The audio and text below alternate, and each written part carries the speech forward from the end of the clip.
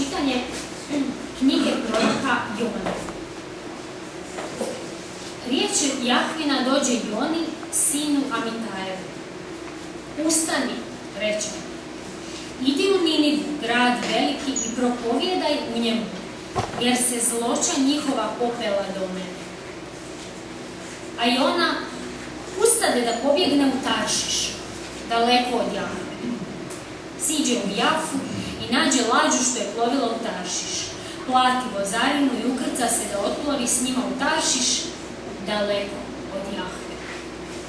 Ali Jahve podiže na moru silan vjetar i nastade nevrijeme veliko na moru, te mišljaku da će se lađa razbiti.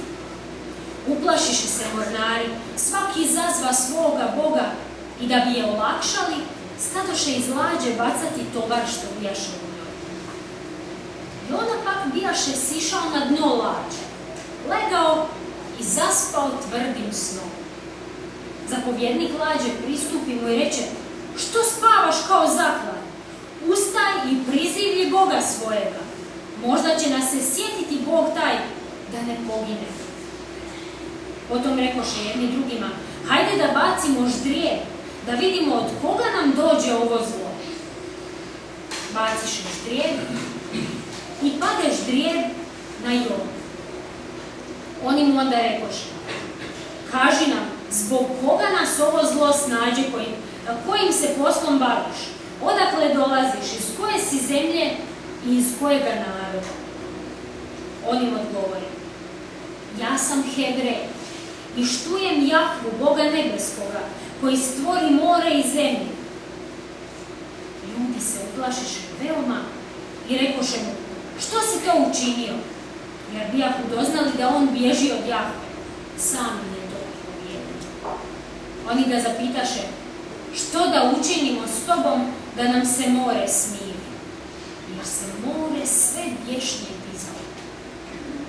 On im odgovori, uzmite me i bacite u more, pa će vam se more smiriti, jer znam da se zbog mene diglo na vas ovo veliko nebrije. Ljudi uzeše veslati, ne bili se primakli kopnu, jer se more sve bješnije dizalo protiv njih. Tad zazvaše Jahvu i rekoše, ah, Jahve, ne daj da poginemo zbog života ovoga čovjeka i ne svali na nas krv nevinu, jer ti si, Jahve, činiš kako ti je milo. I uzevši Jonu, baciše ga u more. I more prestalo bijesniti. Tada velik strah Jahvin obuze ljude, te prinesuše žrtvu Jahvi i učiniše zavjet. Jahve zapovjedi velikoj ribi da proguta Jonu. 3 dana i 3 noći ostade Jona u ribljoj utrobi. Iz utrobe riblje stade Jona moliti Jahvu, Boga svojega. On reče, iz nevolje svoje zavapih Jahvi i on me usliša. Iz utrobe podzemlja zazvah i ti si mi čuo glas. Ti me baci moru u dubine i voda me opteče. Sve poplave tvoje i valovi oboriše se na me. Pomislih, odbačen sam ispred očiju tvojih, ali ipak oči upirem svetom hramu tvojem. Vode me do grla okružiše, bezdan me opkoli.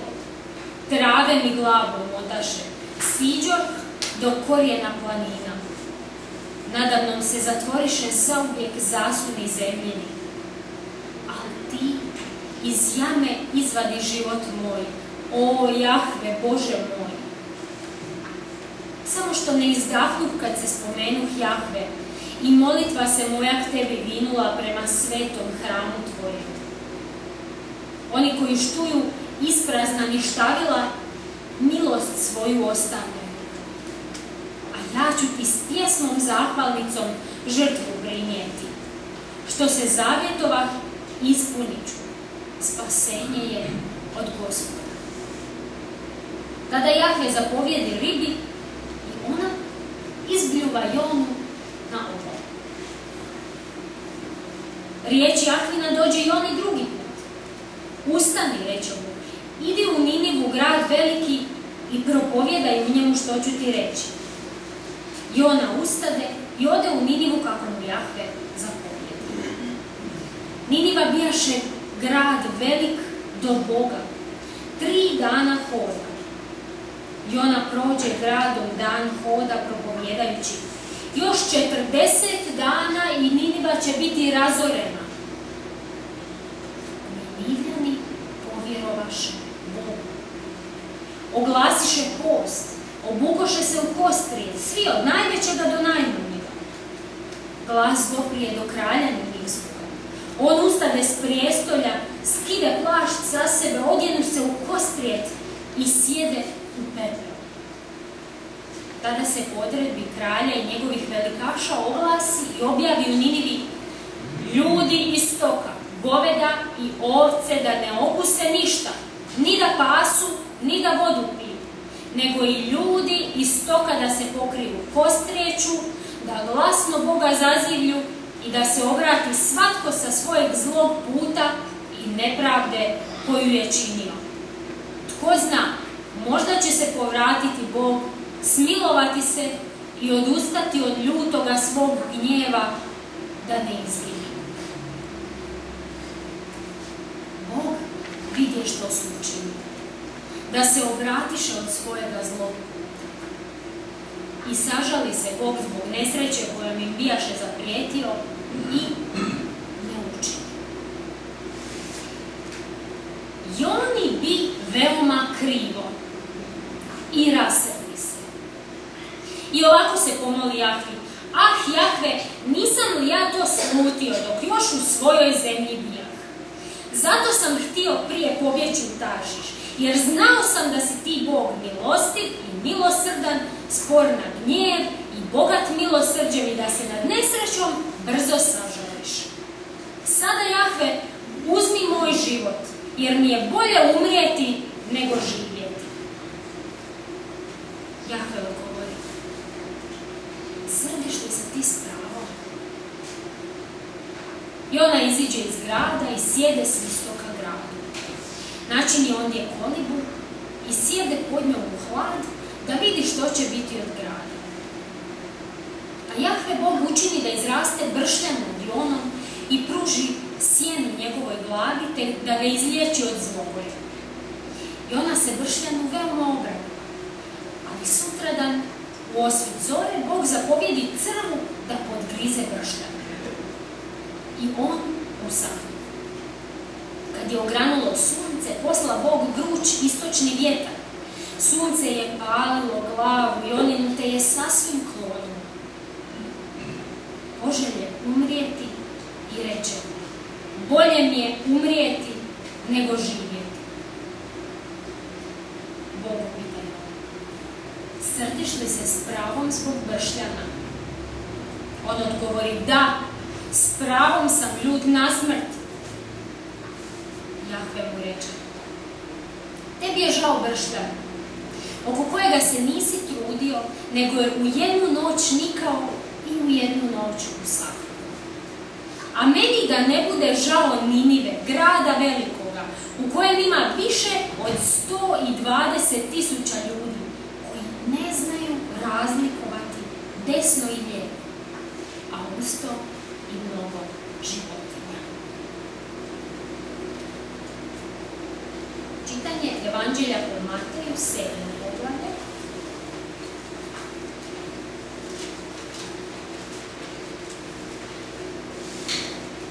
Od 1. do 5. Nemojte suditi, da ne budete suđeni. Jer kako budete sudili, onako će se i vama suditi. Kako budete mjerili, onako će se i vama mjeriti.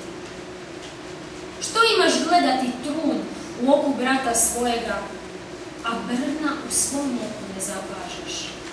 Kako li možeš reći bratu: te da ti izvadim trun iz oka, dok je brna u tvom oku? Licemjerje, najprije izvadi brvno iz svoga oka, pa ćeš tada jasno vidjeti kako da izvadiš trun iz oka bratova. I čitanje poslanice Kološanima,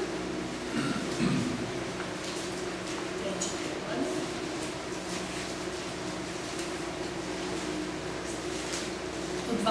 do 17.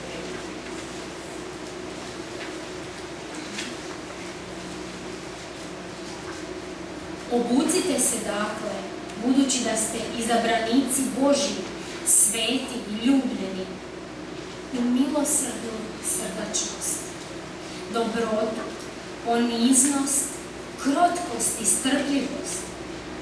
Podnosite jedan drugoga i dobrostivo opraštajte međusobno, ako tko protiv koga ima nešto što je za umor. Kao što je Gospodin vama dobrostivo oprostio, tako činite i vi. A povrh svega toga zaodjenite se u ljubav, koja je veza savršene skladnosti. I neka u vašim srcima vlada mir Kristov, na koji ste i pozvani u jednome tijelu. Budite i zahvalni.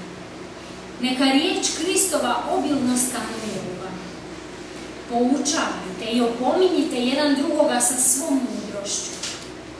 Na poticaj milosti pjevajte Bogu u svojim srcima, psalmima, hvalospjevima i nadahnutim pjesmama. I što god htjednete reći ili učiniti, neka sve bude u ime Gospodina Isusa. Po njemu zahvaljujte Bogu, Otcu. Amen.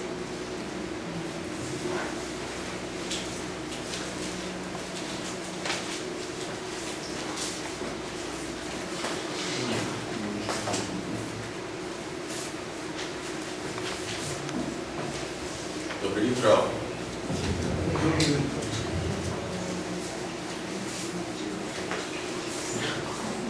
Obično prekovijek da propovijedam na najvrućije dan ljetova.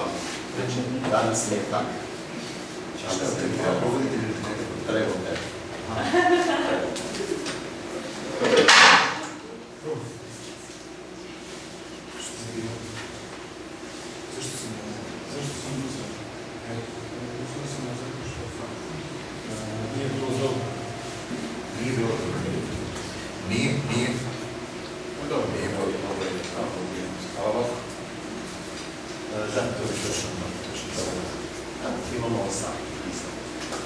Okay.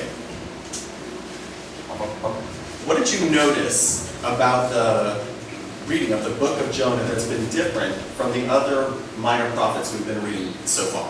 Jeste primijetili ništa različito u ovoj knjizi, u ovom sad čitanju Jone, u odnosu na ostale knjige proroka, malih proroka koje smo čitali do sada? Did you notice some differences? Bilo kakva razlika? What did you notice? Šta? Not just a rhetorical pitanje. Ovo nije retoričko pitanje. To je knjiga o proroku samom, priča o proroku. Yeah. He tells the story of himself. It's autobiographical. Dakle, autobiografska je priča. What else is different? Što još?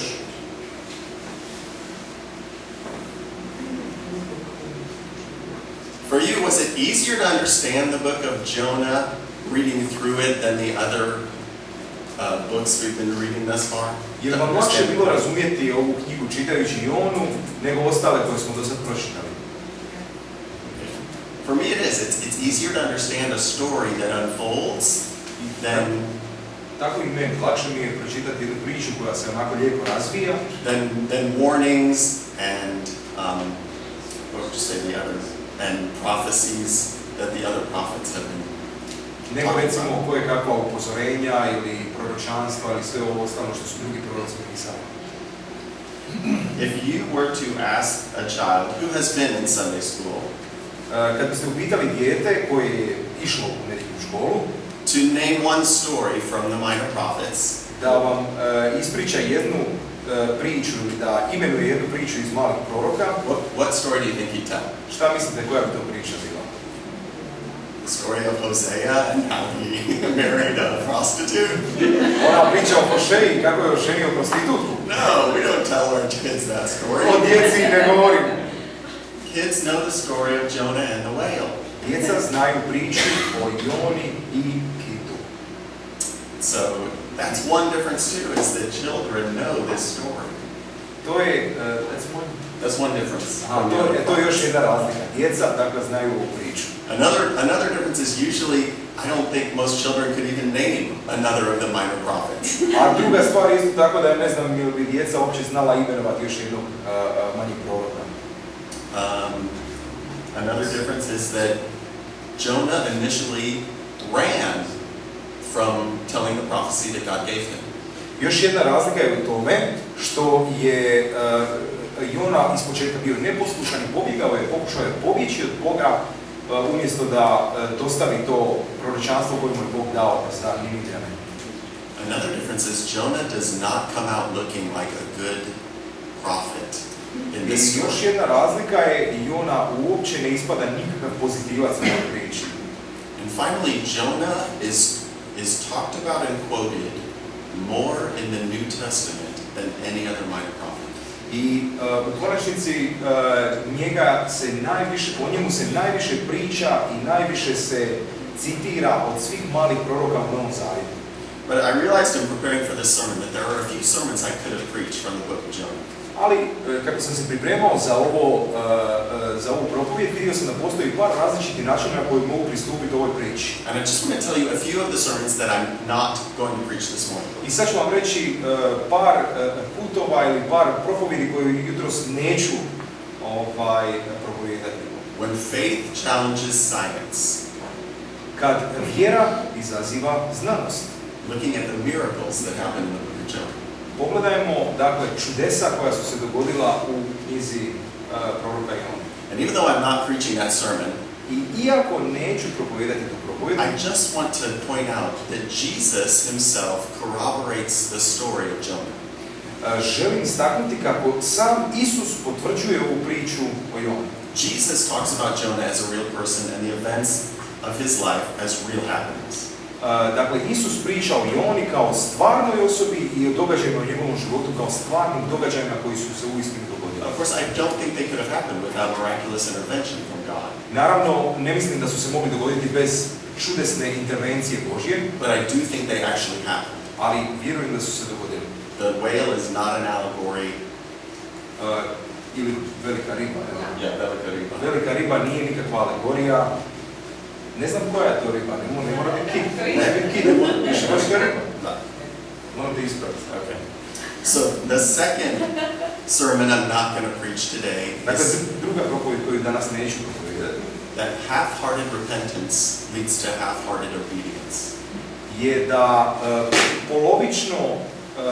polovično pokajanje vodi do polovične poslušnosti. Okay. The third sermon I'm not going to preach is about running from God. Treća propovijed koju danas neću propovijedati je o bježanju od Boga. But don't do it, Ali nemojte bježati od Boga. because he knows where you hide. Jer on zna gdje se krijete. And he will come and find you. I on će doći i naći će vas. But keep that in your head when I finish the sermon. I držite si ovu misao u glavi kad završimo ovu propovijed. The fourth sermon I'm not going to preach is about Jonah and fear. Četvrta propovijed koju danas neću propovijedati je o Joni i strah. Because this isn't a sermon from this book. Jer ovo nije propovijed iz ove knjige. Jonah did not run in fear. Jona nije bježao zbog straha. He was not afraid of the Ninevites. Nije se on bojao Ninivljana. He wasn't scared and running from them. Nije bježao od njih, He was running from God. već je bježao od Boga. So the sermon I'm going to preach today comes from three sections from the book of Jonah. Konačno, propovijed koju ću danas propovijedati dolazi iz comes from Three sections. iz tri ulomka iz ove knjige o Joni. Chapter 1, verse 2, where God tells Jonah to arise and go and preach to Nineveh because the wickedness of the Ninevites has risen up to him. Dakle, ulomak u prvom poglavlju gdje Bog poziva Jonu i govorimo da ide u Ninivu, jer je zloća njihova toliko velika da je njemu došla do nebesa na neki način. And then the second section is verses 3:10 through 4:2. Drugi ulomak je tri stihovi od trećeg poglavlja 10. stih do četvrtog poglavlja 2. stiha, Where we see that the Ninevites do repent, God relents, does not bring calamity on them, and Jonah hates God for it. Gdje vidimo tu situaciju gdje su se Ninivljani pokajali i Bog je onda suspregnuo svoju osudu i uništenje i onda Jona je zamrzio Boga zbog toga, zbog njegovog milosrđa. And then the third section is the very last 3 verses of the book of Jonah. I konačno zadnja 3 stiha knjige o Joni, Where I think we see God's motivation for dealing both with Jonah and the Ninevites. gdje vidimo Božju motivaciju u tome kako je postupio i prema Ninivljanima i prema Joni. The common thread running through these 3 sections is God's compassion. Zajednička nit koja se provlači kroz sva ova 3 ulomka je Božje suosjećanje, Božja milost. God has compassion on the wicked who are his enemies. Bog ima suosjećanje i on će se smilovati i svojim neprijateljima i onima koji su zli. And God has compassion on those who are his own but are running from him. Isto tako, on ima milosrđa i za one koji su njegovi, ali bježe od njega. A little background about Jonah. Daću vam malo pozadine o Joni. He lived somewhere between 900 and 800 years before Christ. On je živio negdje 800 do 900 godina prije Krista, which puts him as one of the earliest minor prophets. Što ga čini jednim od najranijih malih proroka. And he lived at a time when Assyria was a great power. I živio je u vrijeme kad je Asirija bila moćna država. And they used their great power in evil ways against other nations. I svoju su moć koristili na zlokobne načine protiv drugih nacija oko njih. In particular, the nation of Israel. Pogotovo protiv Izraelaca. And it was Assyria who conquered Israel, the 10 northern tribes of Israel, and carried them off into captivity. Asirija je bila ta koja je pokorila sjeverno kraljevstvo, izraelsko, i odvela ih u zarobljeništvo. And the 10 northern tribes never recovered from that. I ovih 10 sjevernih plemena se od toga nikad nisu oporavili. Nineveh was the capital of Assyria. Niniva je bila glavni grad Asirije. Reliefs, pictures on walls have been found. Pronađene su slike na zidovima of the Assyrian king putting out the eyes of another king and leaving other officials by hooks in their lips. Dakle, iskopao je oči, gouging out. Iskopao oči drugom kralju i njegovim službenicima isto tako vodi ih kao pse na nekakvoj uzici. Aha, sa kukama koje su ne oko vrata, nego su ovako zabodene u donju usnicu. And other pictures have been found depicting the Assyrians skinning alive their captives. Isto tako ima drugih slika koje su pronađene gdje su oni derali ljude, kožu su im skidali na život. One historian put it this way. Jedan povjesničar je to ovako zapisao. Nowhere are the pages of history more bloody than in the records of the Assyrians and their wars. Dakle, nema krvavijih povijesnih zapisa od onih o asirskom ratovanju protiv drugih naroda. These were evil, wicked people. Ovo su bili zli, podli ljudi. And God saw their wickedness and planned to deal with it. I Bog je vidio njihovu zlobu i on se želio obračunati s njima. But when he shared his plans with Jonah, Jonah was so disgusted. Ali kad je dakle podijelio svoj plan sa Jonom, Jona je bio toliko, ga je to odbilo. And it repulsed him to his very core. I bilo mu je to odvratno. That he ran away and wanted nothing to do with God's plan. Da je pobjegao i uopće nije htio imati nikakve veze sa Božjim planom. And as I said, Jonah was not running in fear of the Ninevites. I kao što sam već napomenuo, Jona nije bježao zato što se bojao Ninivljana. Jonah was running from God. Već je bježao od Boga. Because he wanted no part of bringing God's mercy and compassion to his enemies. Jer nije htio imati nikakve veze s time da donese Božje milosrđe i spasenje za ljude koji to nisu zaslužili. And we understand this much more clearly at the beginning of chapter 4. I ovo puno bolje razumijemo početkom 4. poglavlja. Where Jonah is greatly displeased with what God did. Gdje se Jona veoma rasrdio zbog toga što je Bog napravio.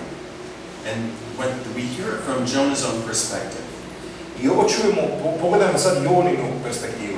Isn't this what I said would happen when I was still in my own country, i.e. before I got on the ship to run away? Nisam li ja to slutio dok sam još bio u svojoj zemlji i radi toga sam uopće pokušao pobjeći? And he goes on and he says, in order to keep this from happening, I ran away to Tarshish, or I was running away to Tarshish. Kako bi spriječio ovo što se sad upravo dogodilo, ja sam htio pobjeći u Taršiš. In order for them not to hear that you are a gracious and compassionate God. Kako oni ne bi čuli da si ti milosrdan i milostiv Bog. Slow to anger. Da si spor na srđbu. Abounding in loving kindness. I bogat milosrđem. There we have it from Jonah's own mouth why he ran. I evo upravo ovdje to vidimo točno iz Joninih usta. And again, Jonah's problem was not that he was scared. I njegov problem nije bio He wasn't scared. Dakle, nije bio strah od Ninivljana. But his problem was this. Ali drugi problem je bio njegov. That the sovereignty and well-being of the nation of Israel, da je suverenitet i dobrobit izraelskog naroda meant much more to him than the salvation of a pagan nation. Znači, dobrobit izraelskog naroda i njegov suverenitet kao države je njemu bio puno važniji nego spasenje jednog cijelog naroda. And if God had the audacity or the nerve to offer peace and salvation to his enemies, he wanted no part of it. I ako bi se Bog usudio njegovim neprijateljima, Izraelovim neprijateljima ponuditi spasenje i ponuditi milosrđe, on nije htio imati nikakve veze s tim. At his heart, Jonah was an idolater. U svom srcu Jona je bio idolopoklonik. Because there was something that meant more to him than God himself. Jer nešto mu je bilo važnije od samoga Boga. But God loved Jonah. Ali Bog je volio Jona. Even though he was running away from him. Iako je Jona bježao od njega. And in his love, he would not let Jonah succeed in getting away. I u svojoj ljubavi prema Joni, on nije dozvolio da Jona konačno pobjegne. What did God do? Što je učinio? To stop Jonah. Kako bi zaustavio Jonu. He hurled a great storm.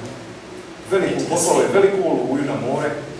I don't think every storm that comes up is God's hurling and dealing with someone who's running away from him. Ja ne mislim da je svaka oluja koja se pojavi to da Bog se sad obračunava s nekim ko bježi od njega. But we see here that God certainly can do that. Ali ovdje vidimo da to Bog svakako može. He exposed Jonah's intentions to the sailors. On je razotkrio Jonu pred ovim mornarima. And then he overruled the sailors' attempts to get Jonah back safely to dry land. I onda je isto tako poništio i pokušaje tih moreplovaca da Jonu sigurno iskrcaju negdje. And he appointed a great fish to swallow Jonah unharmed. I namijenio je jednoj velikoj ribi da proguta toga proroka. And transport him back to land. I da ga odvede natrag na kopno. God would simply not let Jonah flee. Bog nije dozvolio Joni da pobjegne. We say he would not let him to his own devices. Dakle, nije ga prepustio svojim sredstvima. Because his own devices were sinful. Jer njegovi načini, njegova sredstva koja je koristio, bila su grešna. And Jonah was way too important to God to let that happen. A Jona je bio prevažan Bogu da bi to Bog dozvolio. Has God ever done something, had to do something to get your attention? Je li Bog nešto ikad morao napraviti u vašem životu kako bi privukao vašu pažnju? Maybe a broken foot to Možda vam je slomio nogu so fast. Da ne trčkarate okolo prebrzo. Yeah, to try to do too many Stalno things. pokušate previše toga raditi. Or a second broken foot, just to really cement that message in. Ili vam je možda drugi put slomio nogu da samo obnovi tu poruku. Or an illness that makes you wake up. Ili možda neka bolest koja vas budi. To what it is that your priorities in life are. Budi vašu savjest, vašu svjesnost toga što je zaista važno i koji su prioriteti u životu. Or, it could be anything that God does to get your attention. And we talk to many people all the time, I mi stalno razgovaramo s who ljudima are in difficult koji situations. se nalaze u teškim situacijama. And some of them are there because God is pruning their life because they are following Him. I neki se nalaze u teškim situacijama u životu zato što Bog zaista čisti te njihove živote, upravo zato što ga oni slijede. Difficult situations in life do not mean that God is punishing you. Teške situacije u životu ne znači da vas Bog kažnjava. God often prunes the ones He loves so that they will produce even more fruit. Bog uistinu, on čisti i pljevi živote onih koje voli kako bi oni proizvodili još više ploda. But for others who come and see us, they realize that there's a part of their life that they've been unwilling to let go to God. For others who come to see us. Ali drugi koji dođu nas posjetiti ili koji nas vide u takvom stanju. Mislim na varnost, da they come see us. Znači ljudi koji dolaze kod nas na savjetovanje, they see that there's something that they've been unwilling to let go to God. Često vide da ima nešto u njihovom životu što nisu spremni prepustiti Bogu. And they've been holding it tightly and running with it. I drže čvrsto tu svoju stvar koju ne žele prepustiti, i trče i bježe s tom stvari. And God wants to get their attention. I Bog im želi jednostavno privući pozornost. Because He wants to be the one they run to, not the one they run Jer from. on želi da ljudi trče ka njemu, a ne od njega. And in chapter 2, we see Jonah's response from his failure to get away. U drugom poglavlju vidimo Jonin odgovor na njegovu nemogućnost bijega. And we see God's success in foiling his plot to get I away. vidimo Božji uspjeh u tome da on pokvari njegov plan bijega. Remember how I said earlier, I'm not preaching the sermon, Jonah's half-hearted repentance leading to half-hearted obedience. Sjećate se kako sam rekao ranije da neću propovijedati onu propovijed da polovično pokajanje vodi ka polovičnoj poslušnosti. And even though this is a great prayer in the book of Jonah, Iako ovo je jedna velika molitva u Joninom, u knjizi o Joni, and it sounds really nice that Jonah's coming to his senses, i lijepo zvuči da se Jona konačno opametio, but do you ever see in chapter 2 Jonah say the words, Lord, I was wrong? ali jeste li ikad vidjeli u ovom drugom poglavlju, vidite na jednom mjestu da piše da je Jona rekao, Bože, bio sam ja u krivu. Where does Jonah admit that his heart was full of bitterness towards his enemies? Gdje to Jona priznaje u cijeloj knjizi da je njegovo srce bilo puno gorčine? Where does he ask the Lord to help him change that heart of bitterness into a heart of love?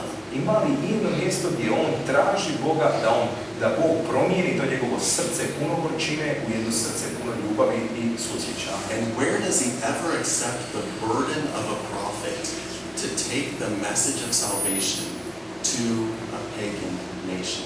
Je li ima igdje to da on jednostavno prima taj težak teret da nosi dobru vijest ili vijest o pokajanju jednom narodu, jednoj cijeloj naciji koju ne voli?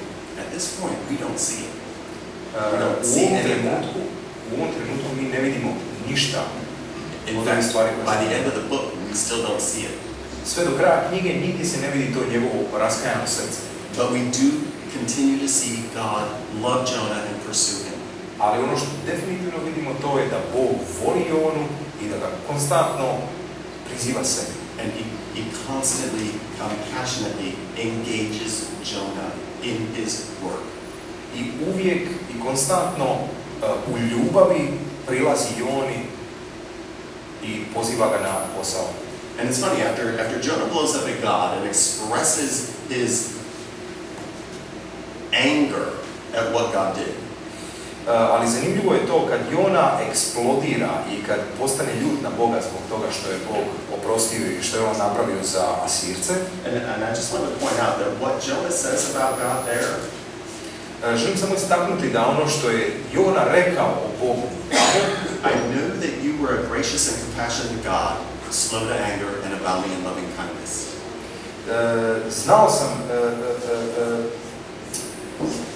znao sam da si ti Bog milostiv i milosrdan, spornjak, gnjev i bogat milosrđe. Does that remind you of anything else that you've heard in the Old Testament? I vas to podsjeća na još nešto što ste čuli iz Starog Zavjeta. A few years ago, we studied the book of Exodus. Prije par godina proučavali smo Izlazak. And these exact words were the name that God gave to Moses when Moses asked to see him on the mountain. I ove riječi, točno ove riječi su riječi koje je Bog dao Mojsiju da kaže narodu kad ga pitaju ko je on. This is the name of God. Ovo je ime Božje. And how God represents himself to his people. I način na koji se Bog identificira svome narodu. It is impossible for God to be otherwise. Nemoguće je za Boga da bude drugčiji. Even to his enemies. Čak i naspram svojih neprijatelja. That's what Jonah was so mad about. I zato je Jona bio ljut. That God could not be one way to his chosen people Israel and another way to his enemies. Da Bog ne može se ponašati na određeni način prema svom narodu, a na jedan drugi način prema Izraelovim neprijateljima. But after Jonah blows up, God asks him one question. Ali nakon što je Jona eksplodirao, Bog ga je pitao jedno pitanje. Do you have good reason to be angry? Srdiš li se ti s pravom? Has anyone ever asked you that question? Je vas ikad to pitao? Like in the middle of a fight, when you're just going off on them and you're just ranting and raving, do they ever stop and say, do you really have good reason to be angry? Jer, znači, vi svađate s nekim i derete se na nekoga, ono to i druga osoba vas pita, dobro, pa jel se ti stvarno ljutiš s pravom? If you're like me at that point, I'd be like, I can't answer that question. That's what Jonah did. He didn't answer the question. Ako ste kao ja, onda ćete jednostavno stati i reći, ne mogu sad odgovoriti na to pitanje. I to je upravo ono što je Jona napravio ovdje. On uopće nije odgovorio na to pitanje. Because I think in the middle of our anger, we're too worked up. Our brains are firing on adrenaline and things are happening and we're seeing things only in our way. Jer usred našeg gnjeva, mislim da se jednostavno previše stvari događa u našem mozgu i previše je tu adrenalina i svi smo ono napaljeni i ne možemo jednostavno ne možemo doći sebi. But why do you think God asked him that question? Ali što mislite, zašto ga je Bog pitao ovo pitanje? Again, got any good ideas? I don't know. I don't know why. Ja ne znam, ali ne znam. Ti želim da vidjeti, je li ima iko od vas ideju? I just thought if God asked the question, it must be a good question. Ako je Bog postavio ovo pitanje, ko zna, vjerovatno je to dobro pitanje. But Jonah wasn't ready to answer it and he left. Ali Jona nije bio spreman odgovoriti na ovo pitanje i on je jednostavno otišao. He left and he went and sat himself up above the city to see what was going to happen to the city. Otišao je, dakle, s tog mjesta i sjeo je tamo na jednu uzvišicu poviše grada da vidi što će se dogoditi s tom Ninivom. But instead of something happened to the city, the Lord did something to Jonah. Ali umjesto da išta napravi oko grada, Bog je napravio nešto Joni. So now he's sitting alone, he's mad as all get out, and the Lord appoints a fast-growing plant to grow up over him and provide him shade. Dakle, on je sad bijesan otišao iz grada i sjeo je negdje na tu uzvišicu gdje je očito bilo sunce, čelopek neki. I Bog je tu biljku pustio, brzu biljku da izraste i da mu napravi hlad nad glavom. And my Bible says Jonah was extremely happy about that. I u engleskoj Bibliji piše da je Jona bio izvanredno sretan radi toga. He was just out of his mind happy about this plant. Bio je jednostavno više nego što bi trebao biti sretan oko te biljke.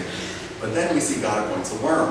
Ali onda vidimo da je Bog poslao jednog malog crva. And he comes and destroys the plant. I onda taj crv uništi tu biljku. And then God appoints an east wind, a really hot east wind. I onda je Bog još poslao taj nekakav vrući istočni vjetar. And the sun comes up and it's beating down on his head. I sunce se pojavilo i tuče mu u glavu. And Jonah again is really angry. I Jona jednostavno ispali. Okay, does anyone else here in this room identify with Jonah's up and down? Jer se iko može poistovjetiti sa ovim emocijama koje Jona stalno gore dole. When we have an inordinate love in our life, Kad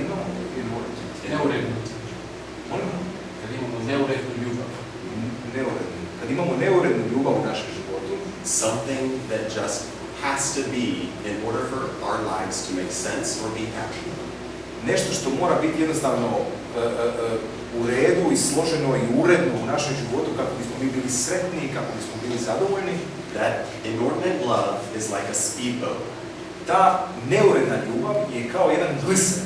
And we are like a skier behind that speedboat. A mi smo kao onaj čovjek na skijama koji se vozi, koji ga vuče gliser. And we're just whipped along by that thing. I stalno nas baca taj gliser. And wherever it goes, we have to follow. I gdje god ide gliser, tu moramo i mi ići. Sometimes we fall off and crash. Ponekad padnemo sa skija i razbijemo se. Sometimes we make it over the wake and we're really happy we're still standing. Ponekad preskočimo val i onda smo jako sretni. But that inordinate love is taking us somewhere. Ali ta neuredna ljubav nas negdje vodi. And we have no other option but to follow it. I nemamo nikakvu drugu opciju nego da slijedimo. And that's what Jonah's inordinate love for the nation of Israel, for his own nation, led him to.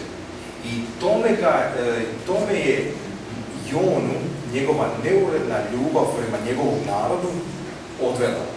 And so when that plant died that he was extremely happy about, I kad je ta biljka oko koje on bio nevjerovatno sretan usahnula, Jonah begged with all his heart to die. Jona je onda svim svojim srcem Boga molio da ga ubije. And now again the Lord asked Jonah a question. I ponovno Bog postavlja pitanje Joni, do you have good reason to be angry about the plant? Je li se s pravom srdiš oko ove biljke? This time, Jonah had the courage to at least say what was going on inside. Ovog puta Jona je barem imao hrabrosti reći što mu se događa u srcu. He said, yes, I have good reason to be angry, even unto death. I rekao je, da, naravno da imam razloga da se srdim, čak do smrti se srdim. That is angry. To je ljutnja.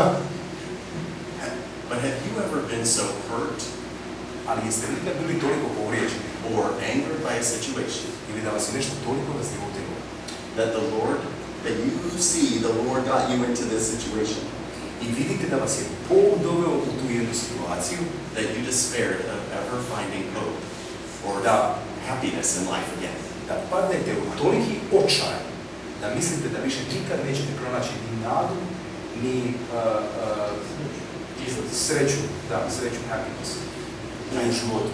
I think people who find themselves with chronic illnesses often go through this. Mislim da ljudi koji imaju kronične bolesti često prolaze kroz ove faze. People who find themselves after years married to someone that they realize they had no idea what they were getting themselves into. Ljudi koji se nakon godina i godina braka nađu u nekakvom odnosu za kojeg nisu nikad, to jest nađu se u braku sa jednom osobom na kojoj nikad nisu mislili da će biti u braku na jedan loš način. We have some friends back in America who adopted a young girl from the Ukraine, thinking that they were giving this young girl a better life in America. Imamo prijatelje u Americi koji su posvojili mladu curicu dijete iz Ukrajine i mislili su da će joj ponuditi i dati jedan život, blagoslovljen život, novi život u Americi. After she grew up and became a teenager, she totally rejected them and their faith.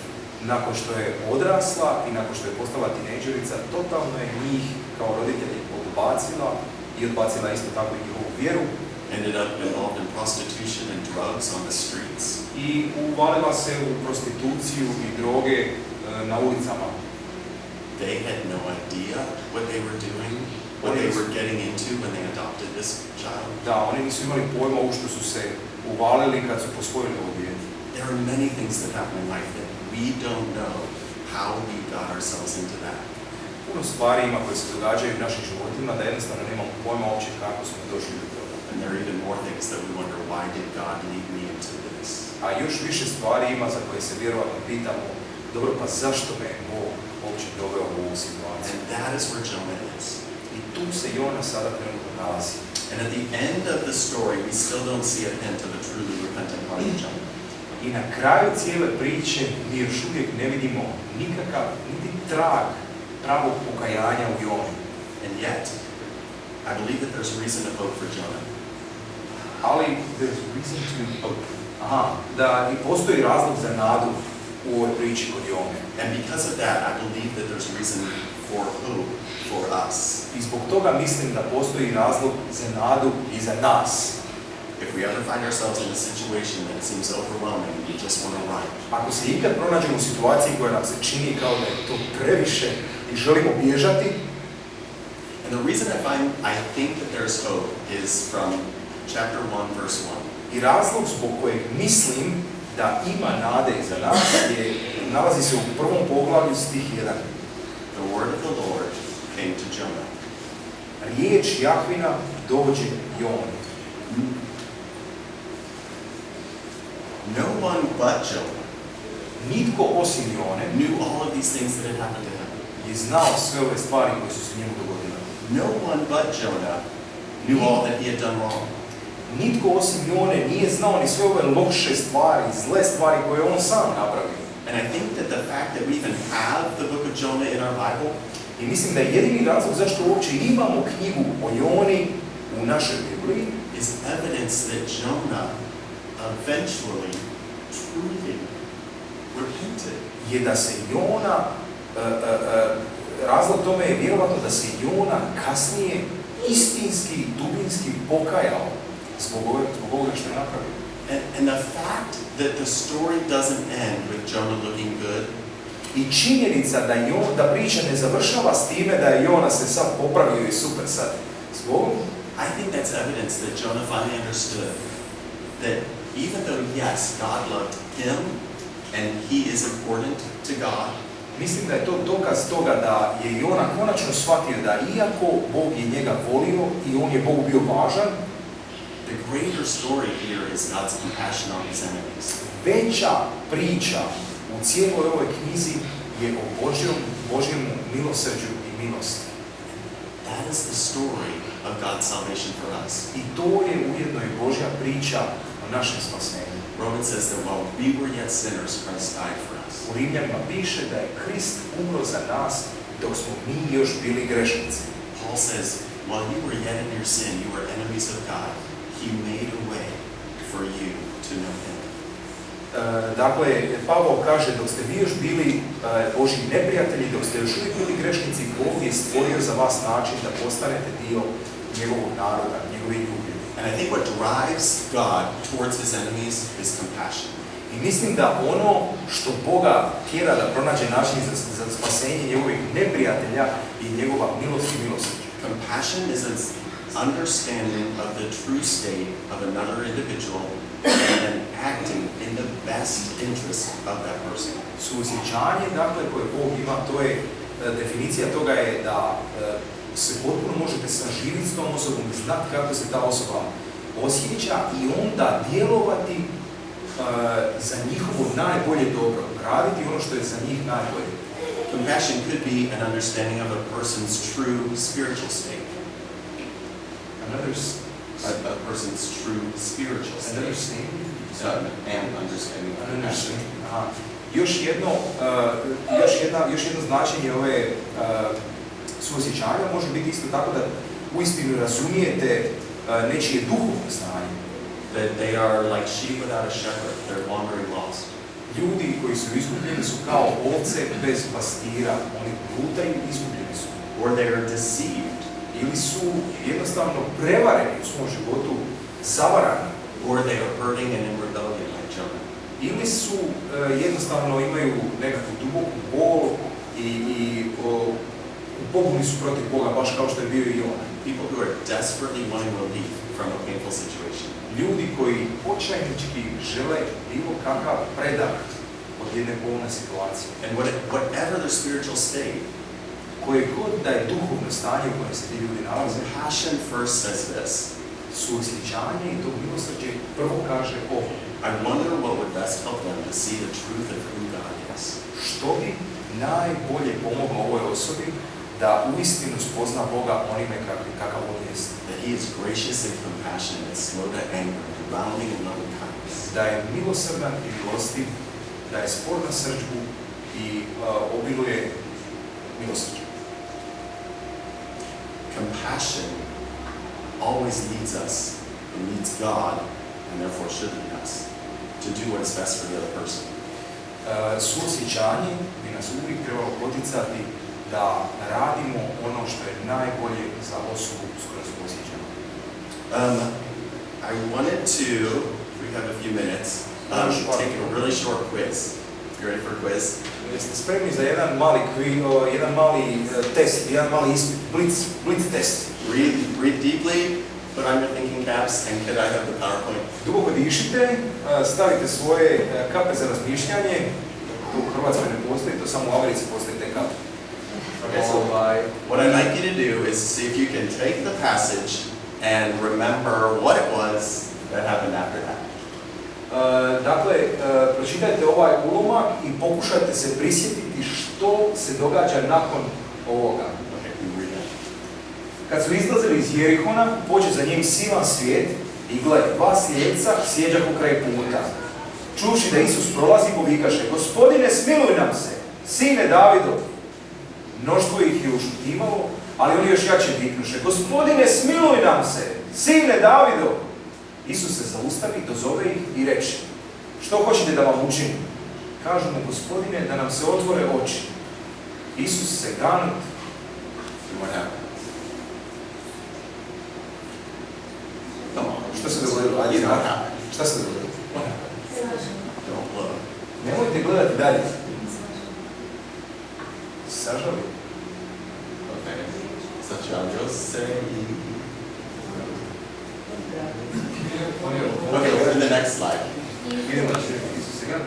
Dotače njihovih očiju i oni odmah progledaše i pođoše za njim. The best thing for these two guys was that they would follow Jesus.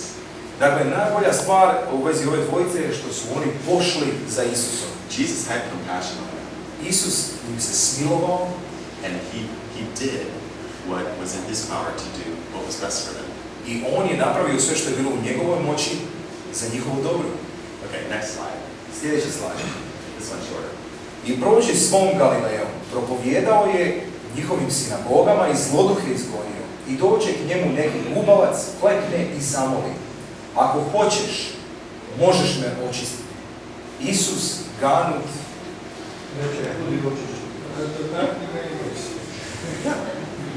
He cleansed him of leprosy. I očistio ga je, dakle, od njegove gubavosti. Okay, next slide.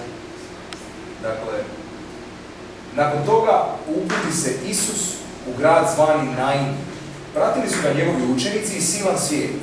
Kad se približi gradskim vratima, gle, upravo su iznosili mrtvaca, sina jedinca u majke udovice. Pratilo je mnogo naroda iz grada. Kad je Gospodin ugleda, sažali mu se nad njom i reče joj. This one's a little harder. Malo je ovaj teži. You know the story. Znate u priču. What did Jesus do? Što je Isus napravio? He raised her son from the dead and gave him back to his mother. Uskrsnuo je njenog sina iz mrtvih i vratio je sina njegovoj majci. Jesus, unlike us, always knows what's best for others. Za razliku od nas, For now.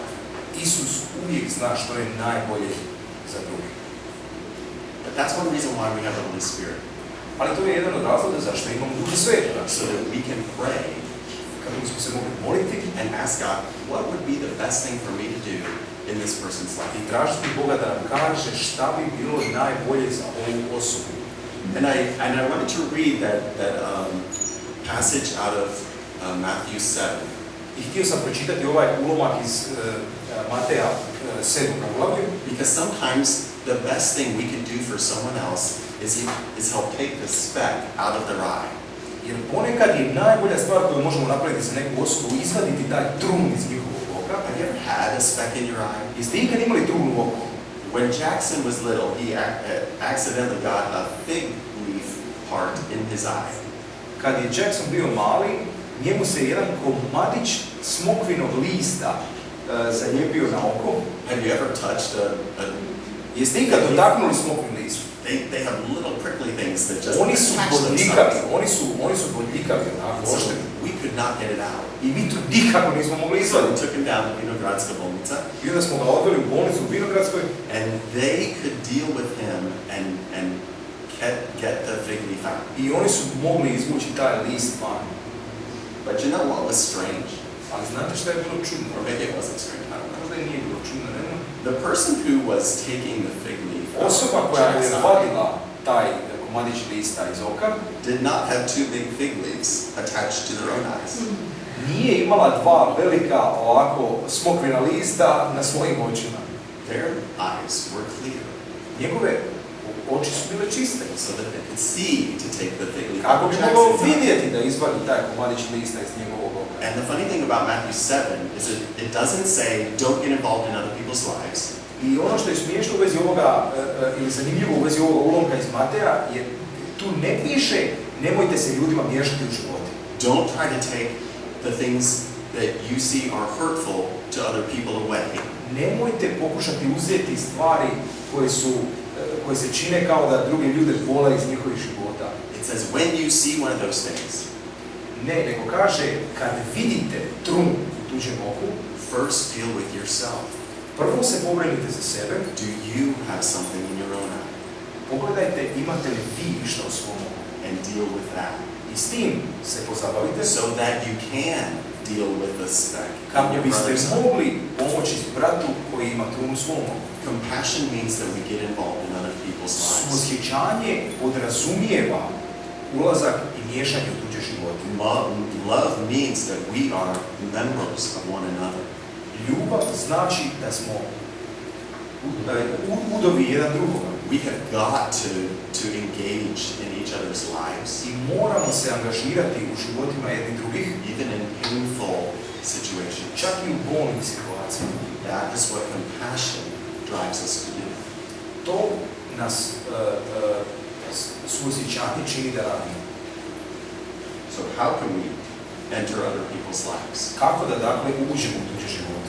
How can we come alongside them? Kako možemo stati uz ljude? That's why I wanted to read Colossians, I zbog toga sam htio pročitati ovaj ulomak iz Kološana, what Anita read this morning, to što je Anita čitala. Colossians 3. And let's finish there.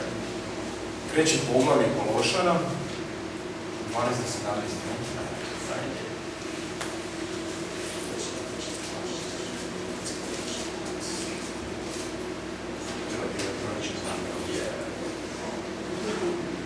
Because it says there, as those who have been chosen of God, remember who chose you. Kao izabranici Božji, Holy and beloved, sveti i ljubi.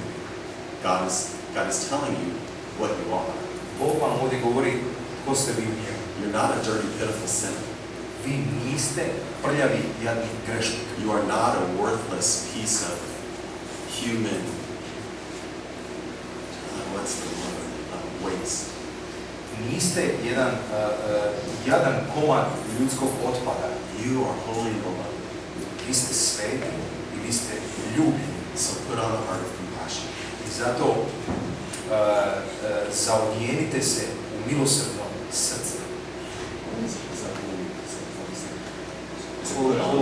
Okay, why do you put on clothes in the morning? Zašto se odjevate ujutro?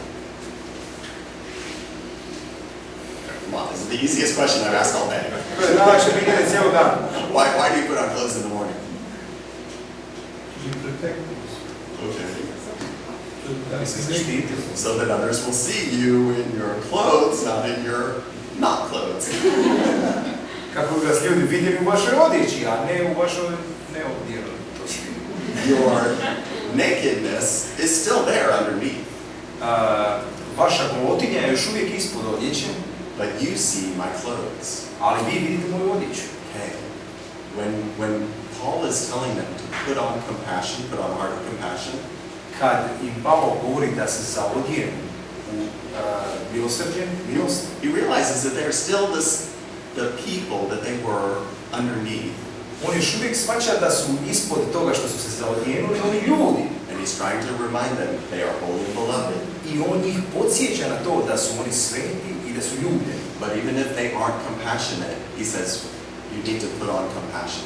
Ali čak i ako nisu milosrdni, on kaže trebate se zaodjenuti u milosrdnu srdačnost. Then you can deal with other people. I onda možete se angažirati u životima drugih ljudi. Bear with one another. Dakle, podnosite jedni druge, praštajući. Love other people. Ljubite druge ljude. And let the word of Christ richly dwell in you. I neka riječ Kristova doslovno prebiva u vama. I think that's how we develop our compassion. To je način na koji razvijamo to milosrdno srce suosjećanja. We have to let the word of Christ richly dwell within us. Moramo dozvoliti riječ Hristovom da bogato obiluje i stanuje u nama. How do you do at seeing other people for what state they're truly in? Kako vam ide u tome da ljude u istinu promatrate onakve kakvi jesu, u kojem se stanju nalaze? When someone approaches you and you're offended by it, by something that they do or say, Kad vam neko priđe i uvrijedi vas nešto što ta osoba napravi ili kaže, it's very natural just to become focused on the offense. Vrlo je prirodno da se jednostavno fokusirate na to što su oni skrivili protiv vas. We've got to get beyond that. Ali moramo to biti u stanju maknuti na stranu za In order obično, to engage them in compassion with kako us. bismo se mogli uplesti u njihov život sa suosjećanjem. I think that's all I have to say. To je, mislim, sve što imam za reći.